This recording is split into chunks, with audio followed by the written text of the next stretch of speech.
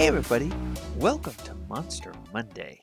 Tonight we're going to continue looking at the monsters from the Critical Role Call of the Netherdeep sourcebook, and we're going to be looking at the Moorbounder. The Moorbounder seems to be an original creation for the world of Exandria, put together by Matt Mercer and his team over at Critical Role. The closest analogy from earlier editions of D&D would probably be the saber-toothed tiger because of the appearance of the monster. However, I want to look at a slightly different monster from past editions as inspiration for one of the homebrew variations we'll be creating later today. That creature goes all the way back to basic edition D&D in the Creature Catalog sourcebook.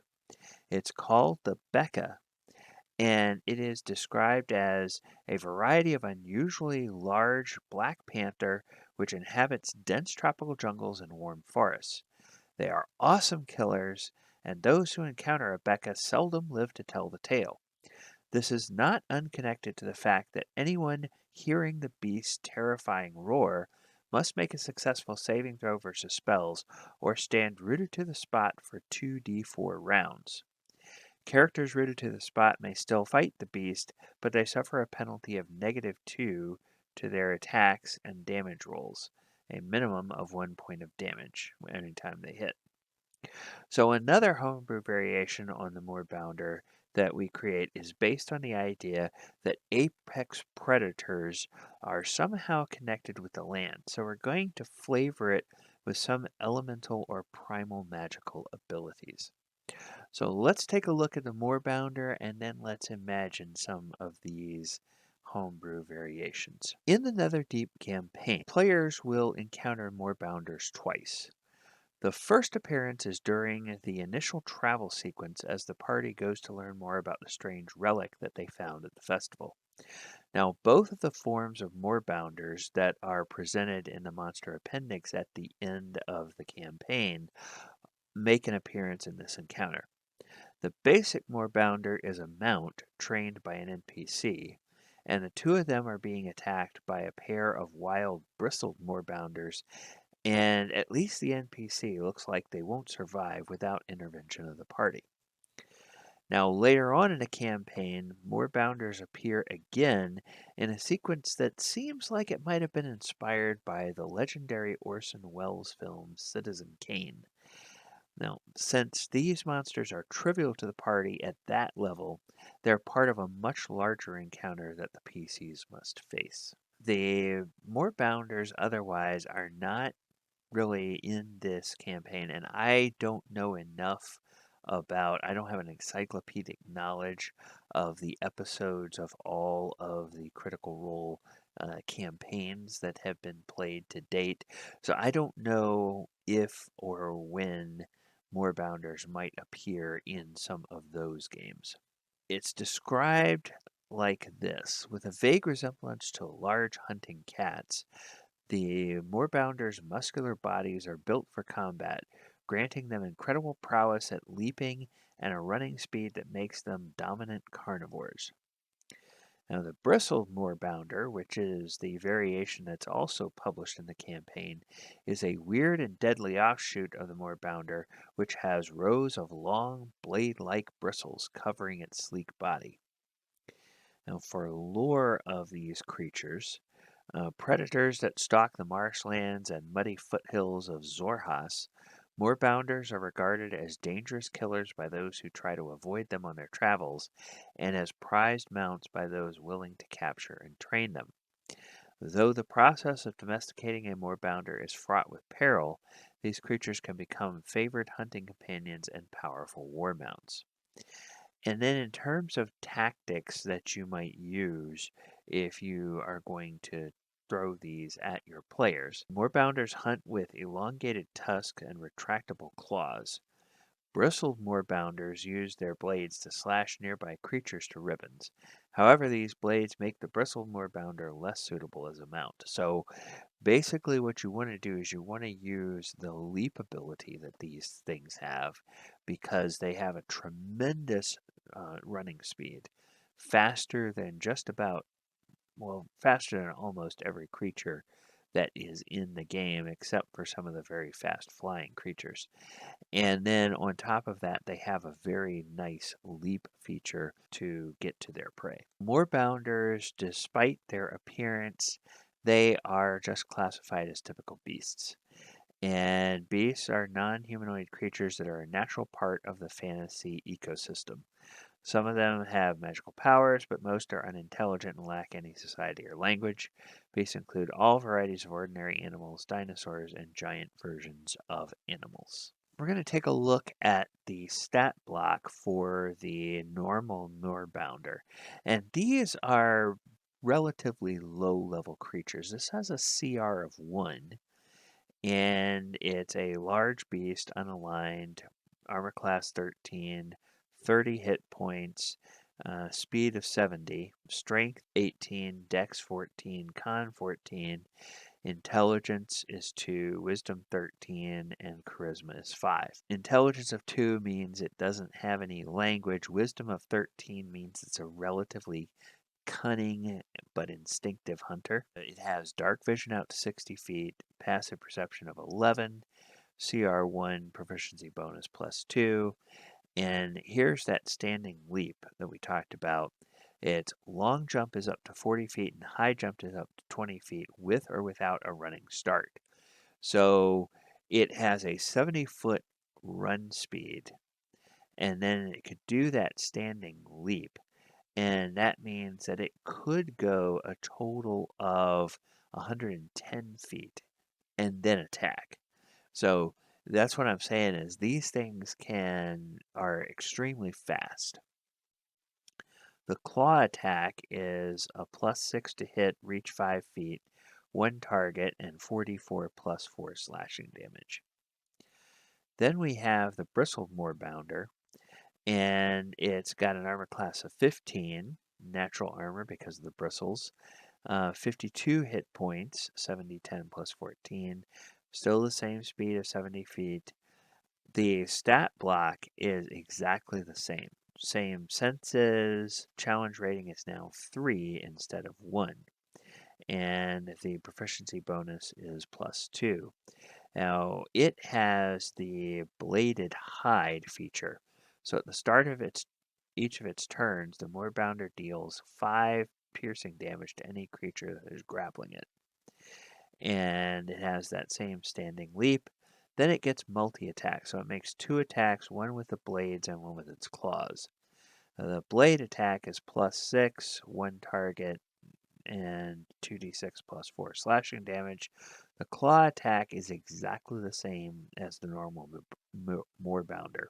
So the idea here is that it has a little bit better armor class and a little bit more hit points because of those bristles, and it gets that extra attack because of the bristles, but otherwise it's the same monster.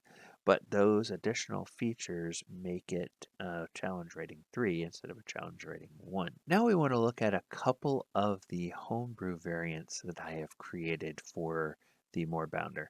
The first one here is one that is suitable for a tier 2 party, and I'm gearing this for a level 7 party. And it's a huge beast, so it's gone from size large to size huge. Again, native to swamps and jungles, and it's unaligned. Armor class is still 15, 127 hit points, 15d12 +30. The speed is bumped up to 80 feet. It's a CR 10, proficiency bonus +4. The stat block is pretty much the same as we saw from the normal Moorbounder. Attack bonus has moved up to +8 and damage bonus is +4. And this is the Phantom Moorbounder. It makes 2 claw attacks and uses its Primal Howl attack if available. The claws are +8 to hit, reach 10 feet, 1 target, and the hit is 3d6 +4 slashing damage. But then it gets this Phantom Howl, and this is where we do that call back to the Becca from Basic Edition. It recharges on a 6, and the Phantom Howl is when the Moorbounder roars.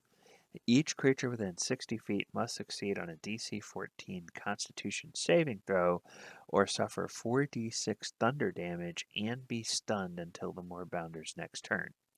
On a successful saving throw, a creature takes half as much damage and is not stunned. This means that instead of being paralyzed for a number of rounds like the Becca did, this one just stuns a creature until the end of the Moorbounder's next turn, and it also deals thunder damage.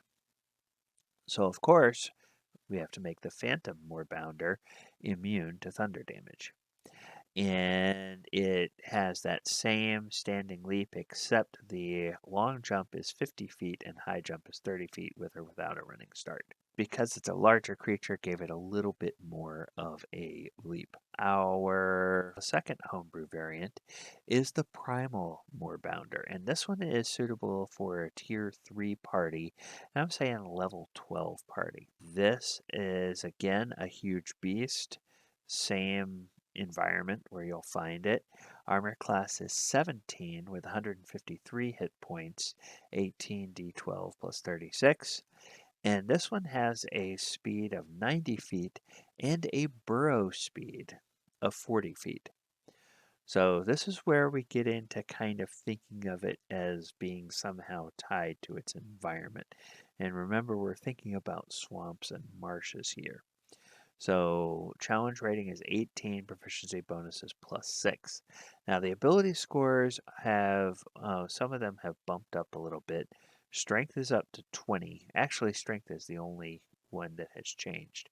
So all of the other scores are the same. Its attack bonus is 11, damage bonus is +5. The Primal Moorbounder makes 2 claw attacks and uses its Primal Howl attack if available.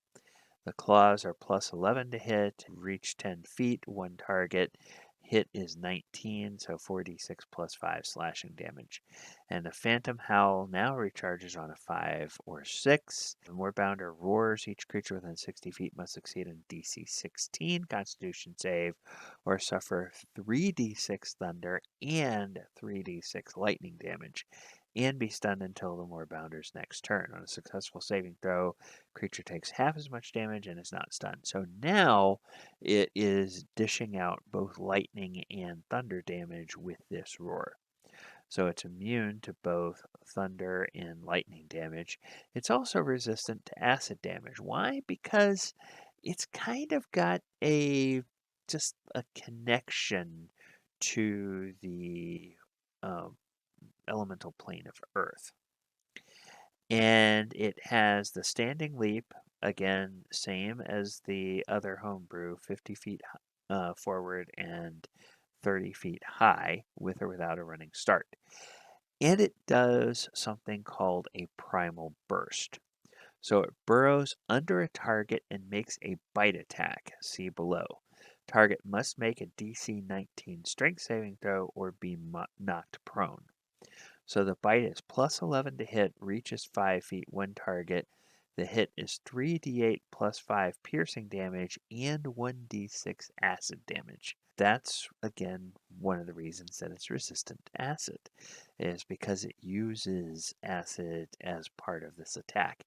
And again, that is because of its connection to the elemental plane of Earth. Oh, that's going to do it for our look at the Moorbounder. Once again, I've been DM Gallibond. This has been Monster Monday. You can find me many weeks, several other times during the week. Schedule, starting off September, schedule is just crazy because, well, we're coming up to the end of the season. We got a lot of other soccer things going on. And so I'm having to move a lot of games around because of that. Normally on Sundays, we play the Walker of Waterdeep, which will be Sunday at 2 p.m. And I believe we are scheduled to play this coming Sunday. Then Wednesday, we normally have the Sword Coast Chronicles. We are not playing that this week. We're not playing that next week. We will be back on the 21st of September for the Sword Coast Chronicles. And then on Saturday, we have our Saturday night Greyhawk game. And I believe we are back for the Greyhawk game on Saturday night this week as well. You can find all the live streams over on the Twitch channel, twitch.tv/Gallibond. All of the archives of those are right here on the YouTube channel. And we do have a Patreon in case you want to help us try to do more things with the channel. I've been DM Gallibond, and if you've been watching this far, please subscribe to the channel, like the video, share the video, and click the post notification bell so that you get notified anytime new content drops. Next week, we will continue looking at the monsters from Critical Role Call of the Netherdeep by looking at a group of monsters called the Occultists. This has been Monster Monday, and I'll remind you to watch out for the monsters under the bed. Good night, everybody.